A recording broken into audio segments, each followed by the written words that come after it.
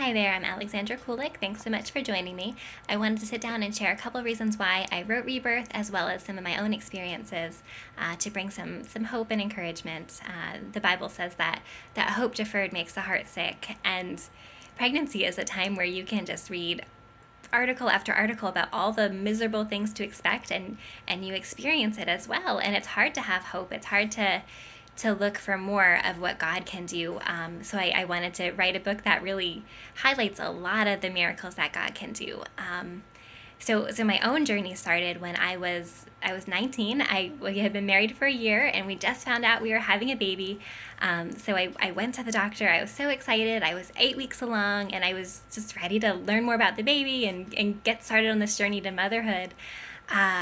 But the doctor did an ultrasound, and he said that the baby only was measuring 5 weeks, and they couldn't find a heartbeat.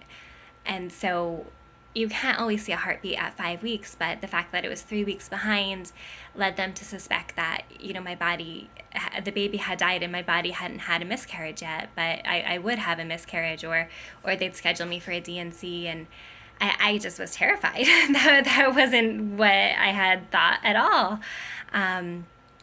And luckily, I shared this experience with some more mature Christians in my life, and they started praying with authority over this situation and over this baby, and just calling out this child's destiny. And instead of just echoing the fear in my own heart, they prayed with faith, and they really they really helped me along in that area. And then the next week I went to the doctor, and the doctor said that there had been remarkable growth, and they could see a heartbeat. And I was amazed, and I was relieved, and I was so thankful, because I knew God had done something amazing in that situation. So when I was about 7 months pregnant, some friends gave me the book Supernatural Childbirth by Jackie Mize, and they talked about pain-free childbirth. And I said, wow, I want that. I don't want to be in pain. I was terrified about actually delivering and having a baby, and all the things that could go wrong, and from the moment we learn about birth, it's a scary thing. And so I started reading that book, and just my heart just devoured it, and I just building faith and going for it. I didn't advertise with everybody that I was believing for a pain-free birth, and because then you're just gonna get looks and skepticism and all of that. But I wanted to see God do something amazing, and I knew God could do something amazing. He had done it for so many other women. I knew He could do it for me, and so I was standing in faith and just believing for goodness, for awesome things in my birth. And when I actually went into labor, I got up in the middle of the night to go to the bathroom, and I felt my water break. And in that moment, I just absolutely panicked. All the nice things I had been believing for just flew out the door, and I was terrified. I realized the baby was coming. There was nothing I could do. My heart was freaking out. And I started shaking. My whole body just started shaking so badly. And I knew I had to go wake up my husband and tell him, but I could barely walk to get over there. So I was holding onto the walls and walking over to the bedroom to wake him up. And I said, Frank, the baby's coming. And he was so groggy, and he just kind of looked at me, and he said, no, I don't think so. You should go back to bed. And I thought, okay, that sounds like a good idea. I'm going to just pretend I'm not having a baby, and I'm going to lay down and go back to bed. And I tried that. I tried to lay down, and I thought, I'll sleep. That's all good. But I was so uncomfortable. And the position of the baby, laying on my back didn't feel good. So I got up, and I went into the living room, and I sat on the recliner, and I grabbed some books, and I just read, and I relaxed, and I regained my peace. I regained my faith, and I realized, okay, it's going to be okay. I called my mom. I said, I think the baby's coming, and I asked her to pray for me. And I told her, we keep her posted. And then my husband came in, and he just said, I think we should go to the hospital. And so I grabbed all of the last minute essentials, I got heating pads and towels and bananas, all the things you really don't need, and I loaded them in the car, and I brought them with us. And then the bananas went bad in the car, so don't bring those things.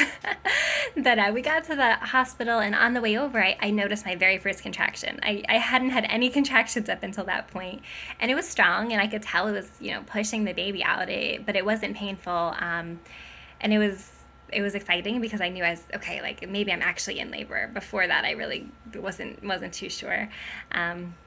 And so we got to the hospital, and I told the nurse there, I said, I'm having a baby. And she looked at me and she was like, I can tell you're going to have a baby soon, but we don't like to send women home into the middle of the night. You should have called your doctor first, all of this stuff. And I was kind of getting disappointed.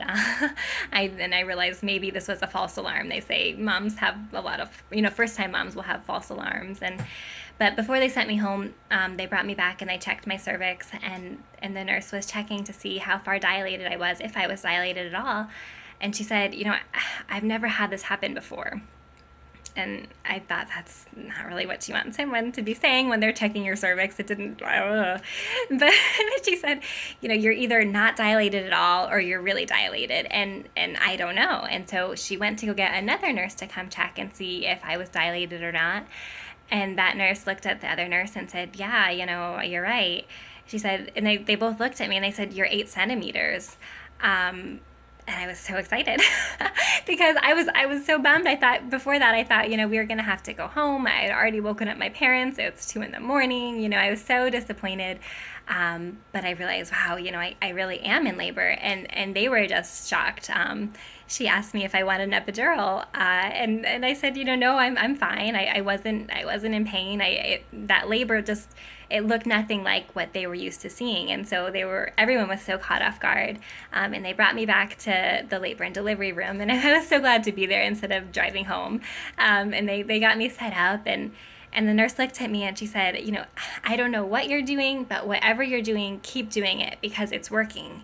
And the only thing I was doing was just trusting Jesus and just putting my heart and my faith in him, knowing that he had already bore the consequences and the punishment for every sin, for Eve's sin, for everything I had done wrong. And he had taken that on the cross so that I wouldn't have to take that. I wouldn't have to suffer. I wouldn't have to be in pain. He brought freedom and just peace and joy into that situation. And it was incredible. I was just so thankful for that and just amazed at that experience and that time. And just drawing closer to God, really, with every contraction, every moment. It was really peaceful, really beautiful. Until I was about 9.5 centimeters and I got up to go to the bathroom, and I overheard the nurse say, she was telling my husband, oh, it's her first baby, so she could be pushing for 3 hours.